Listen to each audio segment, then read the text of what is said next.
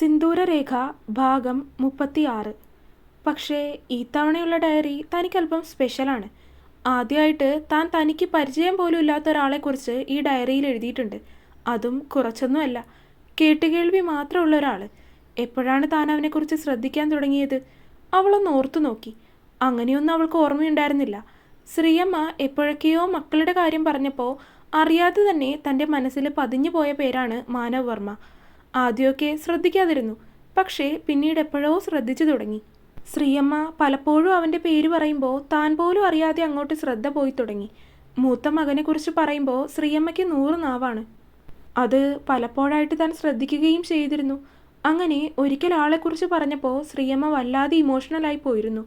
അന്ന് അമ്മ പറഞ്ഞത് ഇന്നും അവളുടെ മനസ്സിൽ മായാതെ കിടക്കുന്നുണ്ട്. മനുവിലാണ് എൻ്റെ പ്രതീക്ഷകൾ മുഴുവൻ.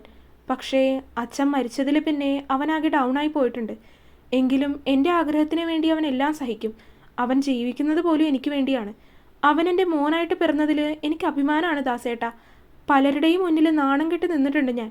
പക്ഷേ ഇപ്പോൾ നോക്കുമ്പോൾ അവർക്കോ അവരുടെ മക്കൾക്കോ ഒന്നും എത്തിപ്പെടാനാവാത്ത അത്രയും വലിയ നേട്ടങ്ങളാണ് എൻ്റെ മക്കൾ സ്വന്താക്കിയിരിക്കുന്നത്. അത് പറഞ്ഞ് കണ്ണുനീരൊപ്പിയ അമ്മ.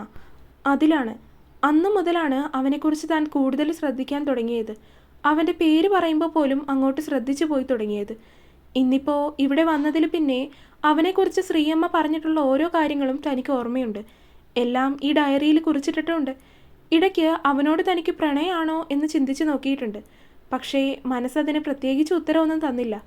അല്ലെങ്കിലും ഇന്ന് വരെ ഒന്ന് നേരിട്ട്, എന്തിന് ഒരു ഫോട്ടോയിൽ പോലും കാണുക പോലും ചെയ്യാത്ത ഒരാളെ പ്രണയിക്കാൻ ഒക്കുമോ എന്നായിരുന്നു മനസ്സിൻ്റെ വാദം. ഇന്നിപ്പോൾ തൻ്റെ മനസ്സിൽ അവനോട് എന്തോ ഉണ്ടെന്ന് മനസ്സിലാവാൻ തുടങ്ങിയിരിക്കുന്നു. സ്കൂളിലൊക്കെ ഒത്തിരി പേര് വന്ന് തന്നോട് ഇഷ്ടമാണെന്നൊക്കെ പറഞ്ഞിട്ടുണ്ട്. പക്ഷേ അവരോട് ആരോടും തിരിച്ചങ്ങനെ ഒരു ഇഷ്ടമുണ്ടെന്ന് പറഞ്ഞിട്ടില്ല. ആരോടും അങ്ങനെ ഒരു ഇഷ്ടം തോന്നിയിട്ടില്ല എന്ന് പറയുന്നതാവും ശരി. പോരാത്തതിന് അങ്ങനെ ഒരാളെക്കുറിച്ചോ ഇങ്ങനെ ഒരു കാര്യമുള്ളതായിട്ടോ ആരോടും പറഞ്ഞിട്ടില്ല. കാരണം അവർ തനിക്ക് വട്ടാണെന്നേ പറയൂ. അതുകൊണ്ട് സ്കൂളിലൊന്നും ആരോടും ഇക്കാര്യം പറഞ്ഞിട്ടില്ല. താനും തൻ്റെ ഡയറിയും മാത്രം അറിഞ്ഞിട്ടുള്ളതും തങ്ങളിൽ മാത്രം ഒതുങ്ങി നിൽക്കുന്നതായിട്ടുള്ള ഒരു വലിയ രഹസ്യം. ഇന്ന് ഒരു വേള ശ്രീയമ്മ അവൻ്റെ ഫോട്ടോ കാണിക്കാമെന്ന് പറഞ്ഞ് ഫോൺ നീട്ടിയപ്പോൾ ഹൃദയം പോലും നിലച്ചു പോകുന്നത് പോലെ ആയിരുന്നു. ഒരേ സമയം ആകാംക്ഷയും സന്തോഷവും ആയിരുന്നു മനസ്സിൽ. എങ്കിലും അവരുടെ എല്ലാവരുടെയും മുന്നിൽ അത് പ്രകടിപ്പിക്കാനാവില്ലല്ലോ. അത് കരുതി തൻ്റെ സന്തോഷം അങ്ങനെ അടക്കി നിർത്തി. എങ്കിലും തനിക്കതിനുള്ള സമയമായിട്ടില്ല എന്ന് തോന്നുന്നു. വേണ്ട, കാണണ്ട. ഇത്രയും നാളും കാണാതെ തന്നെ മനസ്സിൽ പതിഞ്ഞു കിടക്കുന്നതല്ലേ, കാണണമെന്നില്ല. അവൾ സ്വയം മനസ്സിനെ പറഞ്ഞു പഠിപ്പിച്ചു. വീട്ടിലാകട്ടെ അച്ഛനും അമ്മയ്ക്കും ഒക്കെ ഫോണുണ്ട്. പക്ഷേ പഴയ നോക്കിയ ഫോണാണ്. വീട്ടിലെ അവസ്ഥകളൊക്കെ അറിയാവുന്നത് കൊണ്ട് തന്നെ സ്മാർട്ട് ഫോൺ വേണമെന്ന വാശിയൊന്നും കാണിക്കാനും നിന്നിട്ടില്ല. അതുകൊണ്ട് അങ്ങനെ ആധുനിക രീതിയിൽ ഫേസ്ബുക്ക് വഴിയും ഇൻസ്റ്റഗ്രാം വഴിയും ഒന്നും ആളെ അന്വേഷിക്കാനുള്ള ആ ഒരു സൗകര്യവും തനിക്കില്ല. നാളുകൾ കഴിയും തോറും വെറും കേട്ടുകേൾവി കൊണ്ട് മാത്രം അമ്മാളുവിൻ്റെ മനസ്സിൽ മനു എന്നൊരു രൂപം ഉടലെടുത്തു. പോകെ പോകെ തനിക്ക് അവനോട് പ്രണയമാണെന്ന് അവൾ തിരിച്ചറിഞ്ഞു. പക്ഷേ മനസ്സിൽ തന്നെ അത് ഒതുക്കി സൂക്ഷിക്കാൻ അവൾ തീരുമാനമെടുത്തു. സ്കൂളും 9ഉം 10ഉം ക്ലാസ്സും ഒക്കെ കഴിഞ്ഞ് ഹയർ സെക്കൻഡറി എത്തി. അപ്പോഴും മായാതെ ഉള്ളത് ഈയൊരു മുഖമായിരുന്നു. എല്ലാവരോടും വായാടിയായി സംസാരിച്ച് നടക്കുന്ന അമ്മാളു ആരോടും പറയാതെ കൊണ്ടു നടക്കുന്ന രഹസ്യം. പക്ഷേ പോകെ പോകെയുള്ള ദിവസങ്ങളിൽ പിന്നീടാണ് തൻ്റെ സ്വപ്നങ്ങളുടെ മേൽ കരിനിഴൽ വീണുന്ന രീതിയിലുള്ള കാര്യങ്ങളൊക്കെ ഉണ്ടാവാൻ തുടങ്ങിയത്. തനിക്ക് അവനെ കിട്ടില്ലെന്ന് മനസ്സിൽ ഉറച്ച തീരുമാനം അവൾക്ക് എടുക്കേണ്ടി വന്നത്. നല്ല രീതിയിലൊരു ബന്ധം ശ്രീയമ്മയും അമ്മാളുവിൻ്റെ അച്ഛനും അമ്മയും ഒക്കെ ആയിട്ട് പോവുകയായിരുന്നു. അങ്ങനെ എന്ത് ചെറിയ കാര്യമുണ്ടെങ്കിലും ശ്രീയമ്മ അത് അച്ഛനോട് പറയും. കുഞ്ഞിലേ മുതൽ ശ്രീയമ്മയ്ക്ക് സ്വന്തം ആങ്ങളമാരേക്കാൾ പ്രിയം തൻ്റെ അച്ഛനോടാണെന്ന് പറഞ്ഞു കേട്ടിട്ടുണ്ട്. അത് സത്യമായിരുന്നുവെന്ന് അമ്മാളുവിന് തന്നെ പലപ്പോഴും തോന്നിയിട്ടുമുണ്ട്. കാരണം ശരിക്കും ഒരാങ്ങളെയും പെങ്ങളും എങ്ങനെയാണ് അതുപോലെയാണ് അവർ രണ്ടുപേരും. എന്ത് ചെറിയ കാര്യമുണ്ടെങ്കിലും രണ്ടുപേരും അങ്ങോട്ടും ഇങ്ങോട്ടും പറയും. ഏട്ടാ എന്നല്ലാതെ മറ്റൊരു പേരും ഇന്ന് വരെ ശ്രീയമ്മ അച്ഛനെ വിളിച്ച് കേട്ടിട്ടില്ല. മോളെന്നോ അല്ലെങ്കിൽ ശ്രീമോളോ എന്നല്ലാതെ അച്ഛനും ശ്രീയമ്മയെ തിരിച്ചു ഒന്ന് വിളിച്ച് കേട്ടിട്ടില്ല. അല്ലാതെ തൻ്റെ വീട്ടിലെ വെറുമൊരു ജോലിക്കാരൻ എന്ന രീതിയിൽ ഇതുവരെ ശ്രീയമ്മ അച്ഛനെ കണ്ടിട്ടില്ല. ആ കാര്യം ഈ കുറച്ച് നാളുകൾ കൊണ്ട് തന്നെ വീട്ടിലെല്ലാവർക്കും മനസ്സിലായതുമാണ്. അങ്ങനെ താൻ +2 പഠിക്കുന്ന സമയം 5 വർഷങ്ങൾ ആരും അറിയാതെ മനസ്സിൽ മനുവിനെ കൊണ്ടു നടന്ന ദിനരാത്രങ്ങൾ, ആരെയും അറിയിക്കാതെ മനസ്സിൽ അത്രയും ആരാധനയോടെ സൂക്ഷിച്ചു വെച്ചൊരുവൻ. ഇന്ന് വരെ നേരിട്ടോ ഫോണിലോ അവനെ കാണാനായിട്ടില്ല. എങ്കിലും മനസ്സിൽ കേട്ടുകേൾവിയുള്ള കാര്യങ്ങൾ കൊണ്ട് മാത്രം താൻ അവനെ ആരാധിച്ചു. എപ്പോഴോ അറിയാതെ തന്നെ പ്രണയിച്ചും പോയി. ഒരു ദിവസം ക്ലാസ് കഴിഞ്ഞ് വന്നപ്പോൾ ശ്രീയമ്മ വീട്ടിലുണ്ട്. ആകാംക്ഷയോടെയാണ് അകത്തേക്ക് കയറിയത്. കാരണം കുറച്ചു നാളുകൾ കൂടിയായിരുന്നു ശ്രീയമ്മ അന്ന് വീട്ടിലേക്ക് വന്നത്. സ്വന്തമായിട്ടൊരു ഹോസ്പിറ്റൽ തുടങ്ങുന്നതിന് വേണ്ടിയിട്ടുള്ള ഒരുക്കങ്ങളായിരുന്നു അവർ. അതുകൊണ്ടുള്ള തിരക്ക് കൊണ്ട് ഒരിടത്തേക്കും പോകാൻ പറ്റുന്നുണ്ടായിരുന്നില്ല എന്ന് ഫോണിൽ ഇടയ്ക്ക് വിളിച്ചപ്പോൾ പറഞ്ഞിരുന്നു. തിരക്കൊക്കെ മാറിയോ ശ്രീയമ്മേ എന്ന് ചോദിച്ച് അമ്മാളു അവരുടെ അടുത്തേക്ക് വന്നിരുന്നു. തിരക്കൊന്നും കഴിഞ്ഞിട്ടില്ല. ഞാൻ എൻ്റെ ഏട്ടനോട് എൻ്റെ ജീവിതത്തിലെ പ്രധാനപ്പെട്ട ഒരു കാര്യം പറയാൻ വേണ്ടി വന്നതാ. അത് പറഞ്ഞു കേട്ടപ്പോൾ തന്നെ അമ്മാളുവിൻ്റെ ഹൃദയം ഒരു വേള ഒന്ന് വേഗത്തിലിടിച്ചു പോയി. അവളുടെ ഉള്ളിൽ പെട്ടെന്ന് മനുവിൻ്റെ മുഖമാണ് ഉള്ളിലേക്ക് കടന്നു വന്നത്.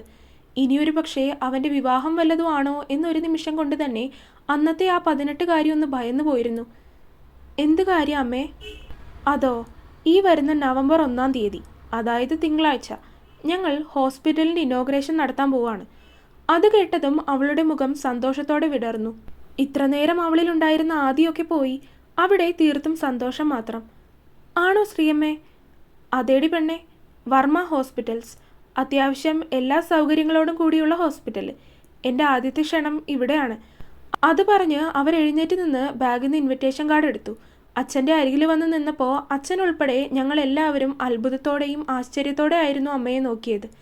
കാരണം ദേവർമഠം തറവാട്ടിലെ ഏക പെൺതരി, ആങ്ങളമാരുടെ ഒരേ ഒരു പെങ്ങൾ. അവർ ആ തറവാട്ടിലെ വെറും ഒരു കാര്യസ്ഥന് തൻ്റെ ജീവിതത്തിലെ ഏറ്റവും വലിയൊരു സംരംഭത്തിൻ്റെ ആദ്യ ക്ഷണം കൊടുക്കുന്നു. നോക്കുമ്പോൾ അമ്മയുടെ മുഖത്തും ഇതേ രീതിയിലുള്ള ഞെട്ടൽ തന്നെയായിരുന്നു. അച്ഛനെ നോക്കിയപ്പോൾ അച്ഛനും അതുപോലെ തന്നെ ഞെട്ടലോടെ നിൽക്കുവാണ്. ദാസേട്ടാ, ശ്രീയമ്മ വിളിച്ചതും അച്ഛൻ ഞെട്ടലോടെയാണ് നോക്കിയത്. അച്ഛൻ്റെ കണ്ണിലെ നീർത്തിളക്കം അന്നേരം എല്ലാവർക്കും അറിയാനാവുന്നുണ്ടായിരുന്നു. മോളെ, ഞാൻ... ദാസേട്ടൻ ഇത് വാങ്ങ് എന്ന് പറഞ്ഞ് ശ്രീയമ്മ അത് അച്ഛൻ്റെ കയ്യിലേക്ക് വെച്ചു കൊടുത്തു. രാവിലെ 10 മണിക്കാണ് ഉദ്ഘാടനം. എല്ലാവരും അങ്ങോട്ട് എത്തിയേക്കണം. അന്ന് അവിടെ നിന്നിട്ട് പിറ്റേന്ന് വന്നാൽ മതി. മോളെ, അച്ഛൻ വീണ്ടും ഇടർച്ചയോടെ വിളിച്ചു. വേണ്ട ദാസേട്ടാ, ഒന്നും പറയണ്ട. ഇതെൻ്റെ തീരുമാനമാണ്. വരണം, മനസ്സറിഞ്ഞ് അനുഗ്രഹിക്കണം.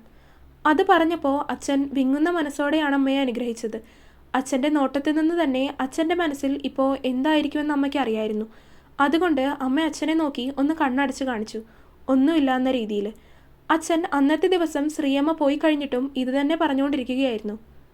ശ്രീമോൾക്ക് ദേവചന്ദ്രൻ എന്ന് വെച്ചാൽ ഒരു തരം ഭ്രാന്ത് പോലെയായിരുന്നു. അവനും അവളെന്ന് വെച്ചാൽ അങ്ങനെ തന്നെയായിരുന്നു. ഇവരുടെ പ്രണയം വർഷങ്ങളായിട്ടുള്ളതായിരുന്നു. തറവാട്ടിൽ അറിഞ്ഞപ്പോൾ ഉണ്ടായ പുകില് ഇന്നലെ എന്ന പോലെ എനിക്ക് ഓർമ്മയുണ്ട്. ഏട്ടന്മാരൊക്കെ ഒരേ ഒരു പെങ്ങളാണെന്ന് പോലും ഭാവിക്കുക ചെയ്യാതെ പൊതിരെ തല്ലിയിട്ടുണ്ട് അതിനെ. അന്ന് തളർന്നു കിടന്നപ്പോൾ ഞാനായിരുന്നു അവൾക്ക് വെള്ളം കൊണ്ടു കൊടുത്തിരുന്നതൊക്കെ. പലപ്പോഴും ഒരേട്ടനെ എന്ന പോലെ സ്നേഹിച്ചിട്ടുണ്ട് തന്നെ. അതുകൊണ്ട് അവളെ അങ്ങനെയൊക്കെ ചെയ്യുന്നത് തനിക്ക് സഹിച്ചു കണ്ടു നിൽക്കാനാവുന്ന കാര്യമായിരുന്നില്ല. ദേവചന്ദ്രൻ അത്യാവശ്യം നല്ല തറവാട്ടുകാർ തന്നെയായിരുന്നു. എങ്കിലും ദേവർമഠങ്ങാർക്ക് അതൊന്നും പോരായിരുന്നു. അവരുടെ ഒപ്പം, അല്ലെങ്കിൽ അവരെക്കാൾ മുകളിൽ നിൽക്കുന്നവർ തന്നെ വേണമെന്ന വാശി. ആ വാശിക്ക് നിന്നു കൊടുക്കില്ലെന്ന് ശ്രീമോളും. ഒടുക്കം വേറെ വിവാഹം ആലോചിച്ചൊക്കെ തുടങ്ങിയപ്പോൾ തറവാട്ടിൽ നിന്ന് ഇറങ്ങിപ്പോയി. എല്ലാവരോടും പറഞ്ഞിട്ട് തന്നെയാണ് പോയത്. അവർ പോയതിൽ എനിക്ക് സന്തോഷമാണ് തോന്നിയത്. അവൾ മറ്റുള്ളവരുടെ സന്തോഷത്തിനനുസരിച്ച് ഒരു ജീവിതം തിരഞ്ഞെടുക്കാതെ സ്വന്തം ഇഷ്ടത്തിന് ജീവിക്കുന്നതല്ലേ നല്ലതെന്ന് കരുതി. എന്നോടും വിവരം പറഞ്ഞിട്ട് തന്നെയാണ് പോയത്. ആത്മാഭിമാനമുള്ള കൂട്ടത്തിലായിരുന്നു അവളും. ഇവർ തിരിച്ച് തറവാട്ടിലേക്ക് വിളിക്കുന്നത് വരെ അവൾ വീട്ടിലേക്ക് ചെന്നില്ല. ഒടുക്കം ഏട്ടന്മാർ തന്നെ വന്ന് വിളിച്ചു. അപ്പോഴും അവർക്ക് ദേവചന്ദ്രനോട് വലിയ മതിപ്പായിരുന്നില്ല. ഈ അവഗണന അറിഞ്ഞപ്പോൾ വീണ്ടും അവൾക്ക് തറവാട്ടിലുള്ളവരോട് ദേഷ്യമായി. പോരാത്തതിന് ദൈവം മരിച്ചപ്പോൾ ശ്രീമോൾ അന്ന് അങ്ങനെയൊക്കെ കാണിച്ചതുകൊണ്ടാണെന്നൊക്കെ പറഞ്ഞ് കുറ്റപ്പെടുത്തി. അതുകൂടി ആയപ്പോഴേക്കും സ്വന്തം മക്കൾ പോലും ആ തറവാട്ടിലേക്ക് അടുക്കാതെയായി മാറി.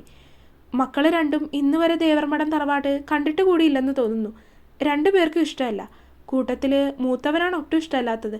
അവരെക്കാൾ ഉയരത്തിലെത്തണമെന്ന വാശിയായിരുന്നു അവന്. അച്ഛൻ്റെ മകനാണ് അവൻ. ദേവചന്ദ്രൻ്റെ എല്ലാ കഴിവുകളും വാശിയും ദേഷ്യവും ഒക്കെ അവനുണ്ട്. ഇന്ന് അവൻ ഇത്ര വലിയ ഉയരത്തിലൊക്കെ എത്തി നിൽക്കുന്നത് കാണുമ്പോൾ അഭിമാനമാണ് തോന്നുന്നത്. അച്ഛൻ പണ്ടത്തെ കാര്യങ്ങളൊക്കെ പറഞ്ഞ് വാചാലനായി. അമ്മയും അമ്മാളുവും അപ്പുവും ഒക്കെ അത് കേട്ടിരിക്കുകയായിരുന്നു. പറഞ്ഞ് അച്ഛൻ അങ്ങനെ ഒത്തിരി പഴയ കാര്യങ്ങളൊക്കെ പറഞ്ഞ് ഒരുപാട് സമയം കഴിഞ്ഞു പോയിരുന്നു. ഇക്കാര്യങ്ങളൊക്കെ ആദ്യമായിട്ട് കേൾക്കുന്നത് കൊണ്ട് തന്നെ അമ്മാളുവിന് അതൊക്കെ അറിയാൻ കൂടുതൽ കൗതുകവും താല്പര്യവും തോന്നി. അങ്ങനെ ഒരുപാട് സമയം അങ്ങനെ കേട്ടിരിക്കുകയായിരുന്നു.